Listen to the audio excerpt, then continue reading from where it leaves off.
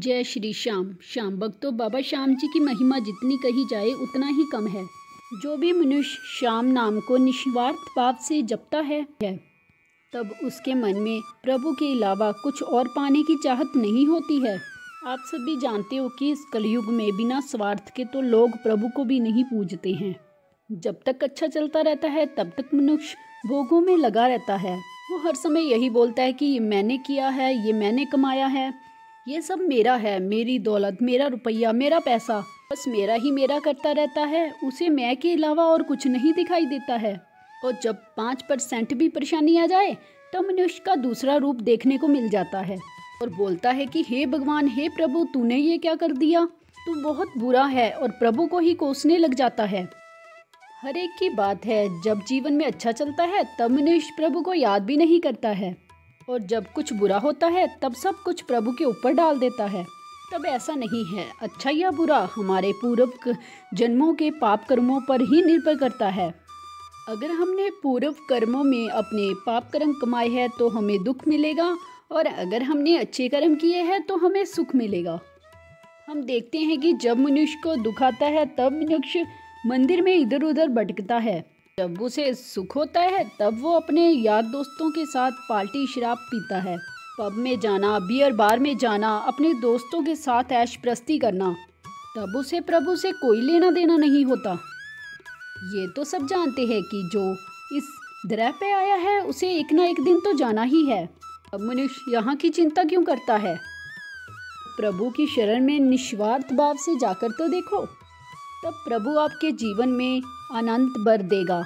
ऐसे बहुत से लोगों को देखा है जिन्होंने जीवन में श्याम नाम का सहारा लिया और उन्होंने बहुत सारे कार्य अपने सिद्ध किए और साथ ही प्रभु को भी पाया है। उसके लिए घर छोड़ने की ज़रूरत नहीं है और ना ही वस्त्र बदलने की ज़रूरत है। उसके लिए तो केवल मन ही बदलने की ज़रूरत है। आप गृहस्थ आश्रम में रहकर भी प्रभु को पा सकते हैं। आज की जो सत्य कहानी सुनाने वाली हूँ वो अम्बाला की रहने वाली सुलेखा जी की है। इसको सुनकर ये पता चल जाएगा कि आपका विश्वास कितनी जल्दी कार्य करता है। तब इस सत्य कहानी को पूरा जानने के लिए आप इस वीडियो को अंत तक ज़रूर देखिए। मेरा नाम सुलेखा है, मैं अम्बाला में रहती हूँ। मेरे परिवार में मेरी बेटी, सास, ननद, मेरे पति हैं। हमारी शादी को लगभग 16-17 वर्ष हो चुके हैं। मेरे जीवन में कुछ ठीक चल रहा था। मेरे पति भी हमारा सबका बहुत ध्यान रखते थे। जो एक पत्नी अपने पति से चाहती है वो सब कुछ ही हमें मिल रहा था। मेरे पति एक दिन फ़ोन पर बात कर रहे थे, पर मुझे ये नहीं पता था कि वो किसी लड़की के साथ बात कर रही हैं। मेरे पति बात करते करते उस लड़की के निकट कैसे पहुंच गए ये पता ही नहीं चला। फिर उन लोगों की मुलाकातें बढ़ने लगी, उनके बीच में प्रेम संबंध बन गया। मेरे पति ने ये बात किसी को नहीं बताई, जिसके कारण उनका घर पर देर से आना शुरू हुआ। जब भी मैं उनसे पूछती, इस टॉपिक पर बात करती, तो वो एक ही बात बोलते थे कि मैं ऑफिस की मीटिंग की वजह से लेट हो जाता हूँ। मुझे तो उन पर पूरा विश्वास था। मैं नादान थी और कुछ नहीं समझ पाई कि वो किसी और दूसरी लड़की के चक्कर में पड़ चुके हैं। 4 महीने पहले की बात है। वो मेरे पास आए और बोले कि तुमको एक बात बतानी है। मैंने बोला कि क्या बात है? वो बोले कि मुझे एक लड़की से प्रेम हो गया है, अब हम दोनों साथ में रहेंगे। मुझे तुमसे कोई शिकायत नहीं है, तुम यहाँ रह सकती हो, तुम्हारा सारा खर्चा मैं उठाऊंगा, लेकिन अब मेरे और तुम्हारे बीच में पति पत्नी जैसी कोई बात नहीं रहेगी। तुमको हमसे कोई शिकायत नहीं होनी चाहिए, क्योंकि वो अब मेरी जिंदगी बन गई है। ये सारी बातें सुनने के बाद जैसे मेरे पैरों के तले से जमीन ही खिसक गई हो। मेरे ऊपर तो आसमान टूट गया था। मैं तो बैठी की बैठी ही रह गई। एक धक्का सा लगा। मैं बता नहीं सकती कि उस पल मुझे क्या लग रहा था। मैं बहुत रोई और अपने पति को भी बहुत समझाया, लेकिन उनके सर पर तो उस लड़की का भूत सवार था। मुझे अब और झटका लगा जब मुझे ये पता चला कि सास और ननद भी उस लड़की के साथ कई बार बात कर चुके हैं। मेरे ऊपर तो एक के बाद एक पहाड़ टूट रहा। मैं अब क्या करूं? शादी के 16-17 साल के बाद मेरे साथ ये हुआ था। मैं किससे क्या कहूँगी? अपने मायके वालों के पास मैंने इसके बारे में कुछ नहीं बोला। मैं भगवान श्री कृष्ण जी को बहुत मानती हूँ, साथ ही मैं बाबा श्याम जी की भी पूजा किया करती थी। फिर मैंने भगवान श्री कृष्ण जी से बोला, हे प्रभु, मैं किसी से कुछ नहीं बोलूँगी। मैं आपको अपना सब कुछ मानती हूँ। मुझे आप पर पूरा विश्वास है कि आपके रहते हुए मेरे साथ कभी कुछ गलत नहीं हो सकता है।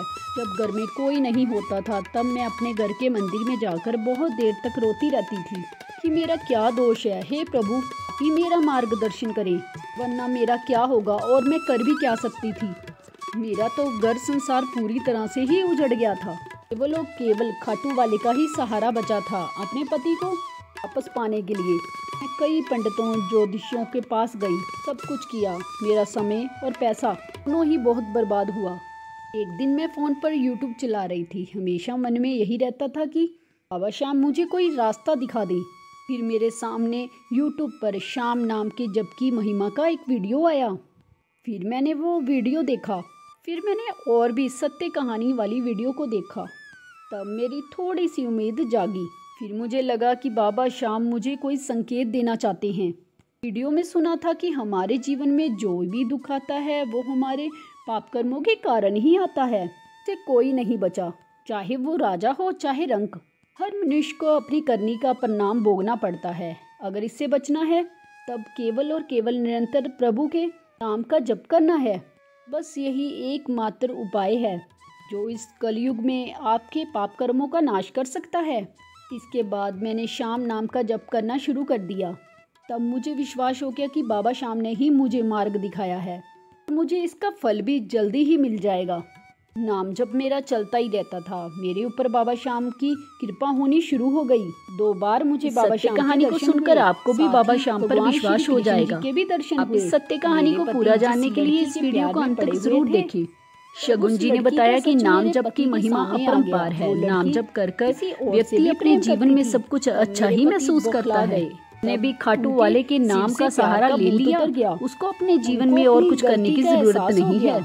हमारे संत जन तो नाम जप की महिमा को गाते हैं, माफी मांगी तो हम उनकी बातों पर अमल नहीं करते हैं। इसके कारण हमें कष्ट झेल वापस मिल गए। पर मेरा विश्वास अपने पति के ऊपर से उठ चुका था। मुझे अब और किसी की ज़रूरत नहीं थी। मुझे सिर्फ और सिर्फ अब बाबा श्याम ही चाहिए थे। सब कुछ बाबा श्याम जी की कृपा से ही हुआ है। उनकी वजह से ही मेरे पति वापस लौटे हैं। हमारा घर बसा रहा। ये सत्य है। जिसको प्रभु का नाम कुछ नहीं दे सकता है, उसे कोई भी कुछ नहीं दे सकता है। मैं अपने पति को सही मार्ग पर लाने के लिए बहुत सारे दरवाजों पर भटकी। मेरे जीवन का लक्ष्य केवल और केवल प्रभु की प्राप्ति करना है। प्रभु स्वयं ही चुनते हैं अपने भक्तों को, उनको मार्गदर्शन कराते हैं। आज की ये सत्य कहानी अगर आपको पसंद आई हो तो कमेंट बॉक्स में ज़रूर बताएं और कमेंट बॉक्स में जय श्री श्याम ज़रूर लिखें। अगर चैनल पर पहली बार आए हैं तो मन की बात विद कृष्णा चैनल को सब्सक्राइब करें। जय श्री श्याम।